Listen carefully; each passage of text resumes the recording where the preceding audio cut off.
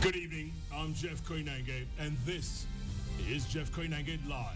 Tonight, the world's newest nation, barely 3 years old, is in turmoil. Listen to the numbers since December. Up to 17,000 people dead. More than 1 million people displaced. There's very little hope in sight. The world is watching, just like they did 20 years ago in a country not far from South Sudan. Over there, close to 1 million people were killed before the world woke up. In Southern Sudan, it's fast unfolding as a genocide, even though some people may not admit it. And that's why tonight, we have an exclusive interview with the wife of the former founding father of South Sudan. It's time to ask the hard questions. It is time for Jeff Koinange Live.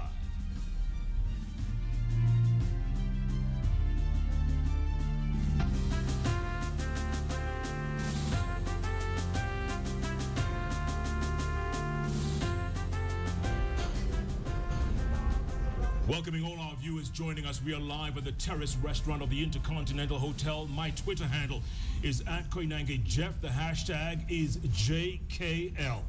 Let us talk, let us discuss, let us comment. This is the moment. The whole world seems to be watching, and many are doing nothing. And my guest today, the wife of the former leader of the Sudan People's Liberation Movement, SPLM, Dr. John Garang, killed in a helicopter crash in 2005. She is still part of the struggle. She commutes between here and Juba. There was an attempted coup attempt last December, and she was accused as one of the masterminds by South Sudan's President Salva Kiir. She says if she goes back, she may not be able to talk the way she does here. So let's talk and see if there's a solution out of this quagmire that's evolved in Southern Sudan. Madam Garang, good to see you. Nice meeting you. Pleasure. Thank you so much for coming. And I feel for your country because 20 years after Rwanda, 20 years after the whole world said never again, look what we're looking at now. Look at the pictures the other day from Bentiu in Unity State. Hundreds of Sudanese killed, left baking in the hot sun. A few days later, in Bor, in Jonglei State, right inside a United Nations complex, up to 50, maybe more people killed. What is going on? What is going on? This is how Africa is, and the world sits and watch. And when they start to pronounce that it is a genocide, it is after, when it had happened. It was going on in Southern Sudan after the independence. We have not delivered anything. We promise our people during the struggle that we will do better than the people we call our enemies, our brothers from the north. But as I'm watching what is going on with our new leader, President Salva Kiir, we have not done anything. We have not delivered anything. Yeah. And this gives birth slowly to what had happened. And people think when a person is dead down, then you think that the person have died. But these people of South Sudan start to die when Dr. John died. Slowly, they were dying slowly because they were not getting the hope, that the expectation. Yeah. Look, a lot of people are saying you were part of the struggle. Yes. You, Salva Kiir, Riek Machar, you were all part of the struggle. That's right. Now you're all fighting amongst yourselves. Now you are here in Nairobi. What are you doing here? Why aren't you there fighting with your people? That's what people are asking on Twitter. It is true. Here in Kenya, you can talk because there's democracy. And in other countries, there are democracy. But in Southern Sudan, there is a dictator of the worst kind. Nobody talks. What they call coup, there was nothing called coup. I don't have an army. How can I make coup? If you want to make a coup, how do you make coup and you go to your bed and sleep at night? There's nothing like that. President Salva was in the army. My husband was in the army. I know something about the army. You wanted to make coup, you plan, you contact the army commanders. This is what you do. But after they said that it was pronounced that was a coup, there were no army commanders were arrested. It was only us. So this one I call a selfishness and a greed for power. Are you saying that Salva Kiir is part of the problem? Is he part of the problem right now? He's number one on this problem, because if you are in your house and there is a problem in the house, whom to be blamed? It is the wife, the mother. So the head is always to be blamed. With the fish, they say the fish rot from the head. Why are we blaming people down here and we are not blaming the head? So Salva Kiir is responsible for everything what is happening in Southern Sudan, and it is time for him to realize and admit that he made a mistake, not to hit around the bush and put the blame on others. The easier it will become. What about Riek Machar, his former deputy president, whom he sacked back late last year? Is he also part of the problem? This is what all of us were accused. And Riek Machar was pushed to the bush for his dear life. He ran there and we were inside in our room. Some of his tribesmen came and pushed him out from the house. I was sleeping until 12:30 midnight. I was called from Nairobi here that they were shooting in Juba. I didn't know. I didn't know something like that would happen in Southern Sudan. So Dr. Riek Machar ran for his dear life, and he was pushed to the bush. Nobody walks to the bush. So he ran for his dear life. And I tell you, if Riek Machar was in Juba, he would have been killed. So what is the solution, madam? And I ask you honest, what is the solution right now? We have two bulls fighting. And you know when the Africans say when two bulls fight, it is the grass that hurts, that is affected. It is true, and I feel ashamed to sit here on my face on the TV and tell the whole world what is happening in my country. I should be hiding my face, you know. But it is not the other case on the other side. For example, we went to Addis Ababa. Two brothers and sisters are fighting. Instead of sitting down and negotiating in good faith. Nothing to be negotiated. These are the problem. These are the real problem. Put them on the table. Let us discuss them. But because there are people around the president who are very selfish, who are full of greed, they just wanted to be the ministers and they wanted to fly all over using the resources of people of South Sudan, and they don't want to be faced, to be told that you are making a mistake. But whether they like it or not, peace must come to Southern Sudan. Yeah, but it doesn't look like peace is coming, because a peace accord or ceasefire was signed in January. We're going on to May. We're almost in May now, and the fighting continues unabated. What peace are you talking about? I don't believe that, because also region has a blame.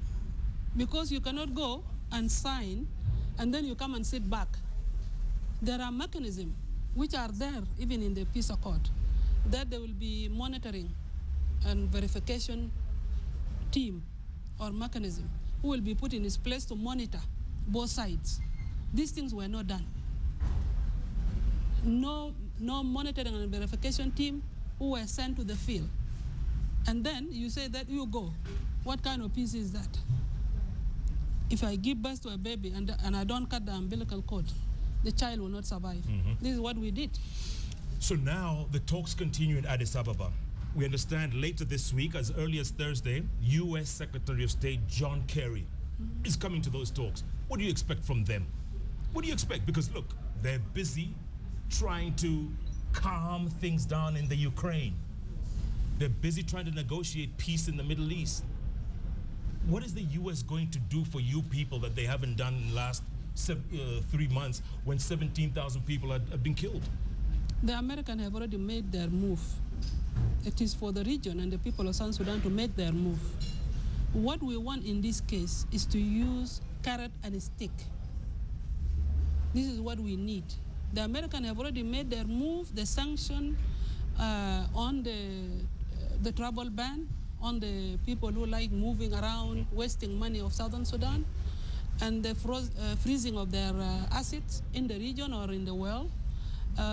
It has to be done by the region. The region has to receive this one and to reciprocate to what the American has done.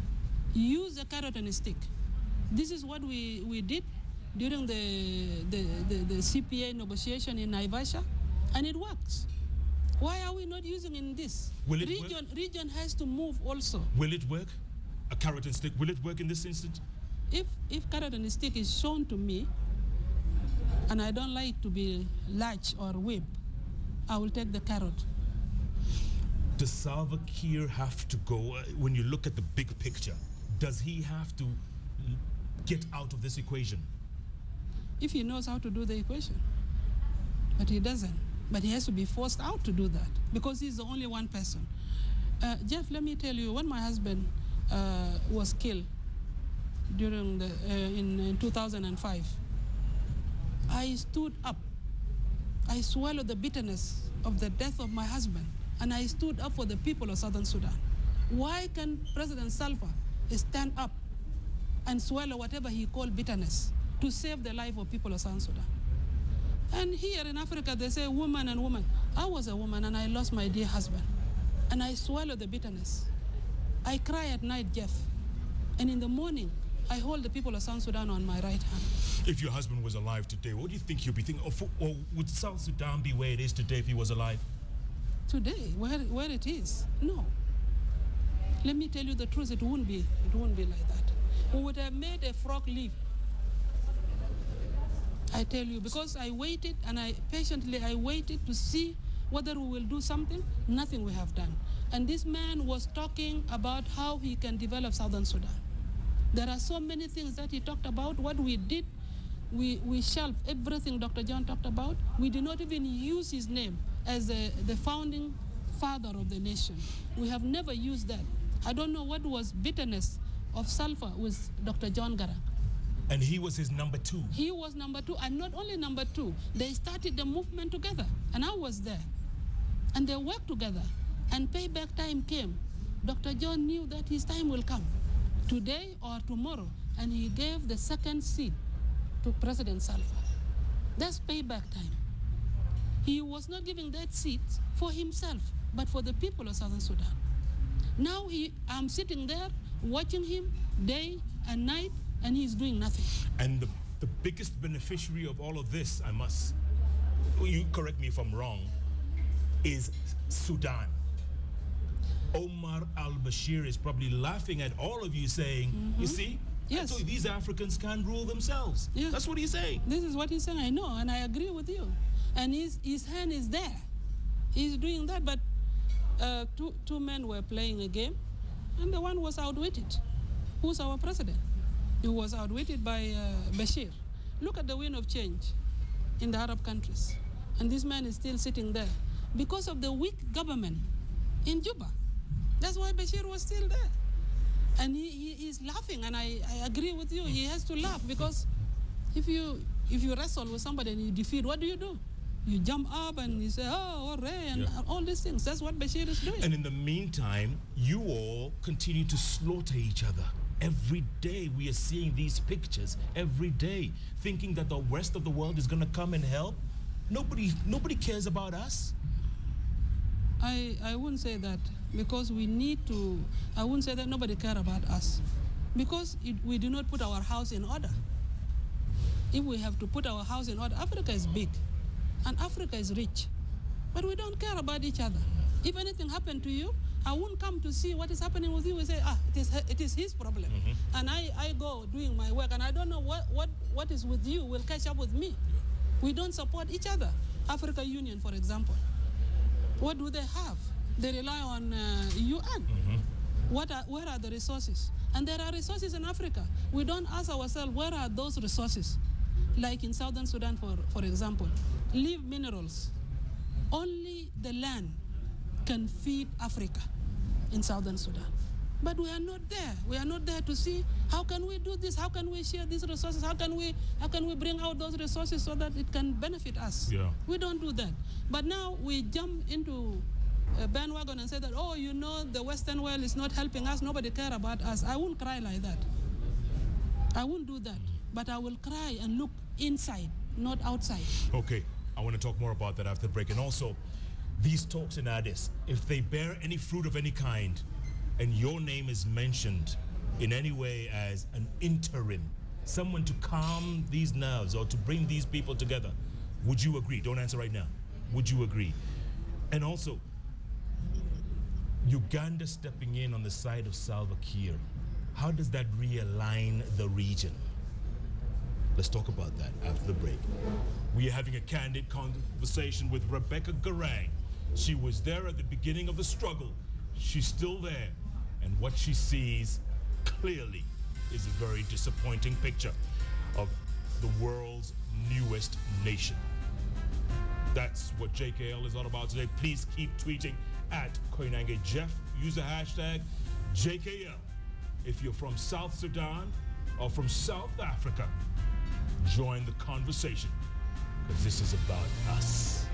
JKL, live from the terrace restaurant of the Intercontinental Hotel. We'll be back in a moment.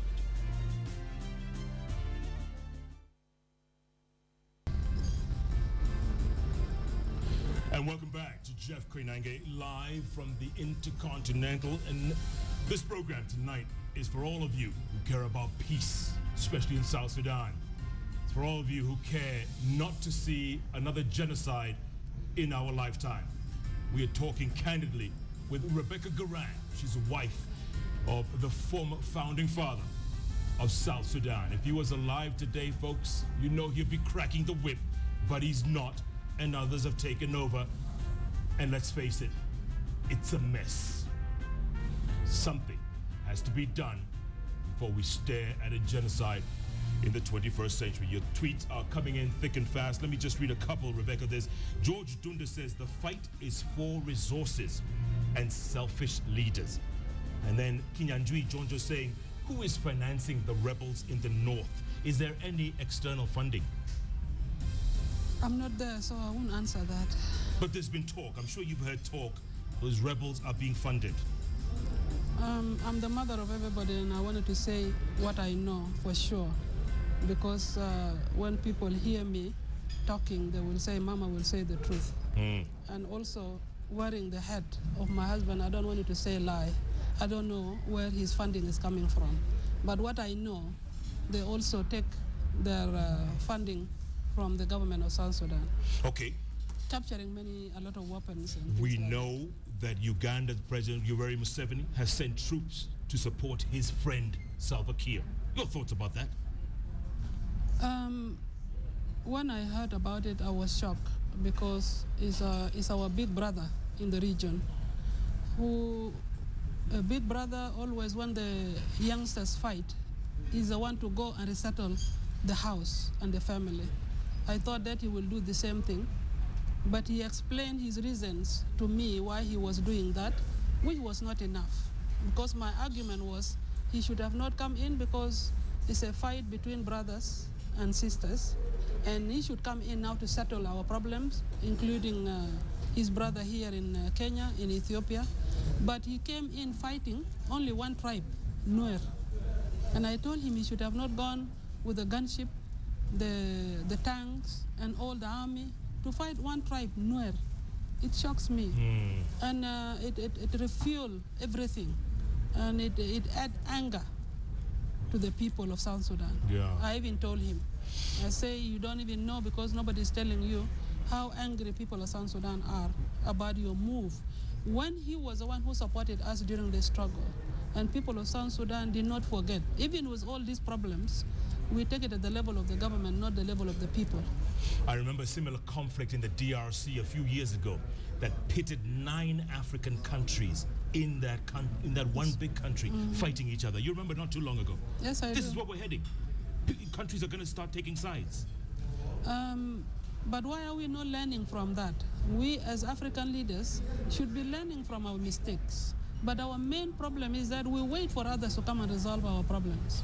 And if I remember properly, during the peace, our peace of 1983 to 2005, my husband kept the peace within the region.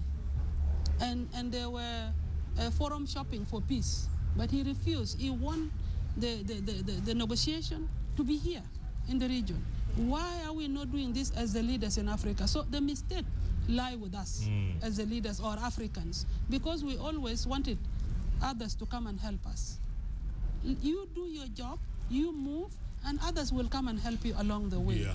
And what is happening in Southern Sudan is purely in our hands, and especially we, the people of South Sudan. We are not helping even the leaders in the region. No, we're not. And nobody's coming out to say that there's a slow-burning genocide happening. There are 17,000 people killed in 3-4 months. Is it even more? Even more, because there are some being killed that we don't know of in places that journalists or cameras cannot go. That's right. Would you say yourself, would you come out and say that there is genocide happening in South Sudan? It is. It is happening in Southern Sudan in our very eyes. Because if you attack one tribes and the others revenge, and like that, what is happening? It's ethnic cleansing, which is happening in our very eyes. Because I thought that from December to January, everything will stop because things calm down and like that. And it started again. People think that when the civilians are being killed, then people are being killed. And people forget that the people who are wearing uniform are also our people. They're our sons, they're our husbands, you know, and they're being killed. So when Salva moved to capture the town, people die. When Riek Machar goes back and to recapture town, people die. And we are not concerned about that number of the people who are dying. So there is a lot of problems that we need to look into this problem. And I feel very sorry because for me, I take myself as an African woman. I overlook Southern Sudan because Southern Sudan for me and what we have done with my husband for our country and the way I move in Africa make me feel African woman, and I am an African woman. I look beyond my tribe because I know nothing my tribes can do for me, but it is what I can do for my tribe. Because the tribe will do nothing for us, but it is me, you, add together, can do something for the tribe. Yeah. But our people take tribes as something very important, like it will do something for the nation. A tribe does not do anything for the nation, but people add together are the one who build the nation. What tribe do you consider yourself? I'm an African woman. I'm an African woman. If you say that charity starts at home, I'm a Southern Sudanese. I'm a mother of everybody, you see? And I rise above all these things. I'm a national figure if I'm in Southern Sudan. Why should I come down and talk about issues of tribe when I know that my tribe does not do anything for me? I'm the one who can do something for my tribe. But people take it very seriously, and I wonder, I ask myself, what is it? Yeah. You see? Yeah. What we can do together will help us. Sure. And there is no any barrier of the color, of whatever, or the food, or whatever. We are all the same. But you know, you all are playing into the narrative that the West, the stereotype that the West always looks at Africa and says, look at these savages. They're slaughtering each other every day. Look at them. Look at them. They can't rule themselves. You are playing into the narrative. You and I are seeing that. But Salva Kiir and the people around him are not seeing that because they have cocooned themselves in Juba. They think that they cannot be found there. But they will be found. The carrot and the stick, if we use it properly, we'll get them. Yeah. By the way, we had asked Ateni, he's the spokesman for Salva Kiir. We tried to call him on the phone to get his reaction, and the phones aren't working very well. So if Salva Kiir is watching you right now, and I'm sure he's watching you from some place in Juba, what would you tell him? For me, as a person, you are asking me, as Madame Rebecca, yes. I will tell President Salva, as he's my in-law, he's my brother-in-law, he's a colleague of my husband, I will tell him to step down and leave the people of South Sudan alone. Because these things have gone beyond him. There's nothing he can do. Because he cannot control people around him. He should leave people of South Sudan alone and step down. He is part of the history of Southern Sudan. Why is he spoiling his legacy? And the legacy, he has already wiped out his legacy. And the legacy which will remain in his name is the killing of people of 2013, December. This is what will remain in the record. And nobody, none of us would wish for him to have record like that, or a legacy like that. So for me, it's for him to leave the people of South Sudan alone. It will be him alone who will go, like what happened to Dr. John. It was Dr. John alone who died, even though the whole world cried for Dr. John. They didn't bring him back, but the people of South Sudan remain. And these are the people that a leader should save. So for him, it is better for him to leave these people alone. You speak like someone who really has the interests of South Sudanese at heart. I do. If these talks in Addis should bear some kind of fruit, and they ask for an interim government, let's say for 18, 24 months, an interim government, where the two protagonists hopefully will be out of the picture, and they want someone to unify this country. Are you that person? You know I'm a woman, and I always give an example of a woman. When you are the one dishing the food, it should not be you who give food for yourself. I'm the mother of those children. I'm not selfish. I need youngsters. Youngsters. And I have been talking about this. Even President Salva knows about it. I talk for the interests of youth. I talk for the interests of women. I want a young, energetic person who will carry us across, who will heal those wounds which are inflicted into our people. You say that I carry the South Sudan on my heart. I do, seriously. I can lay down my life for the people of South Sudan, like what my husband have done. And if the life of people could be exchanged, I would have changed my life for my husband so that he can carry the people of South Sudan across the board. But nobody can do that except if President Salva stand aside and leave the people of South Sudan to lead themselves. These things can help us. Not me, I'm not selfish. No. The tweets are coming in thick and fast. John Githang is asking, Mama Garang, are you neutral in the present conflict? And in what capacity are you fighting for the South Sudan people? I'm fighting in my capacity of the mother of people of South Sudan, as a victim, because this country has taken the life of my dear husband. And he died for these people who are dying today. And if he comes today, he will say that let me go back 10 times in my grave. I wouldn't wish for that. I would wish to see Southern Sudan prosper. And I'm capable to take care of myself and my children. And this is what exactly I was doing over the 8 years that my husband was not there. Taking care of myself. I had breakfast, I had lunch, I had dinner. There are people in Southern Sudan who do not have even a meal. There are people in South Sudan who could not afford medicine. No school. Until today, no school, and we have all those resources. I'm fighting for that. And tomorrow, if peace comes, you will see me in my village farming. George Kisundi says, can Salva Kiir really leave the seat without a bloodbath? He will. He will leave the seat. There are other leaders who are doing that. But will it be ugly? Will Gaddafi went. Well, you saw how Gaddafi went. No, I didn't see it. He will see it. He will see it. Because if this is the way he wanted to go. Yeah, let's face it, at the end of the day, this is all about oil, isn't it? It's about that massive oil field that you all have, that everybody wants a piece of. In fact, it's now divided you all in the south of Sudan. It's divided you. It's divided. But you're destroying yourselves because of this one thing that everybody else from outside wants. Would I really say that?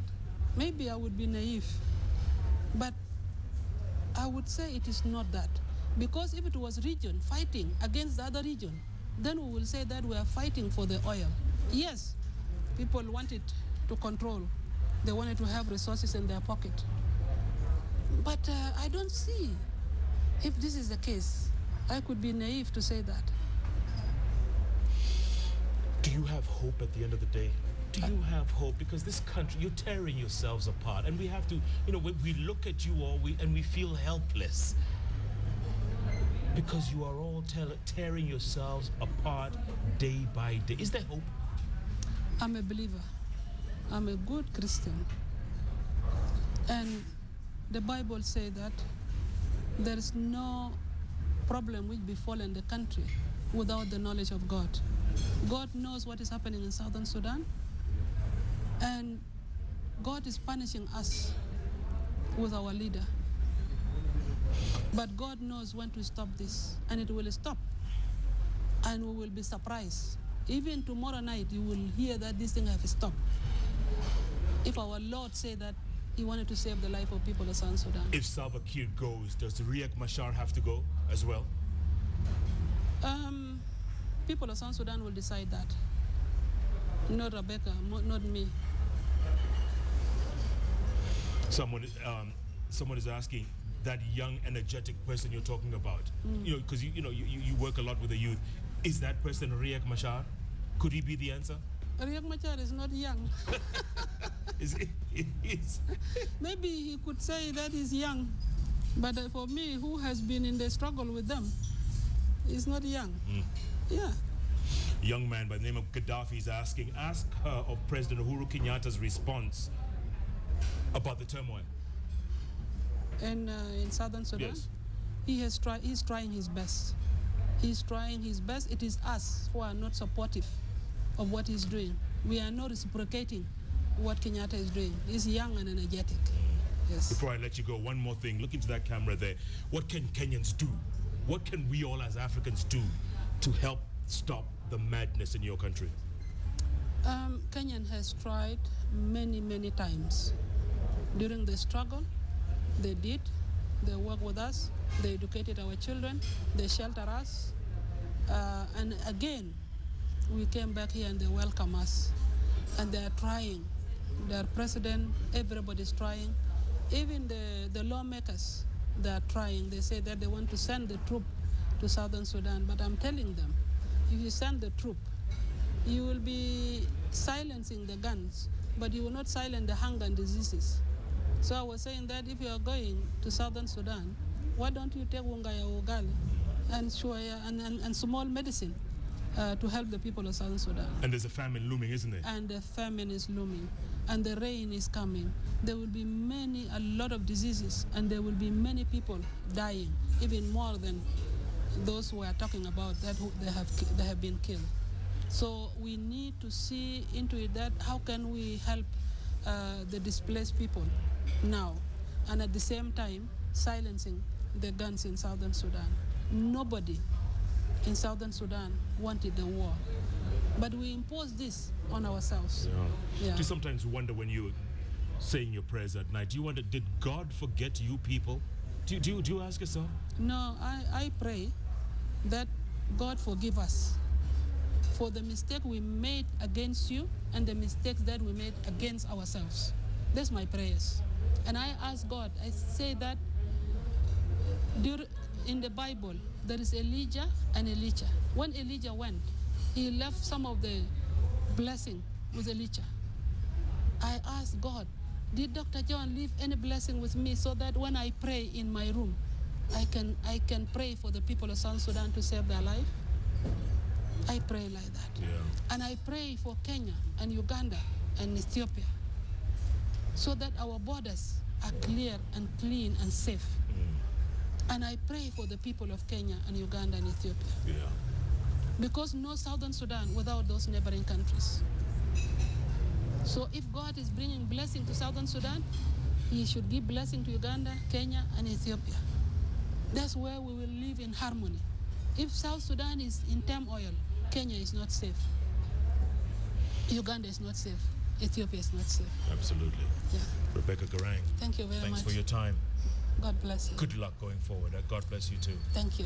All right. It's good to see you on the benches. Absolutely. Thank you. Thank you so much. Maybe next time we'll come to Juba and interview you there.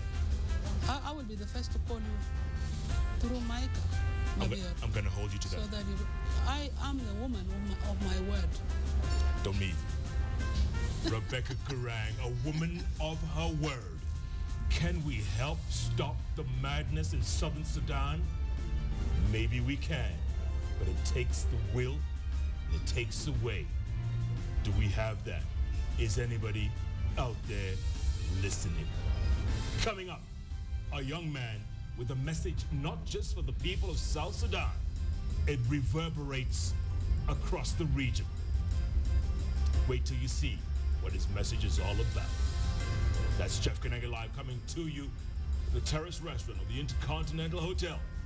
Listen up, and we are back in a moment. Santa Sana, Mama.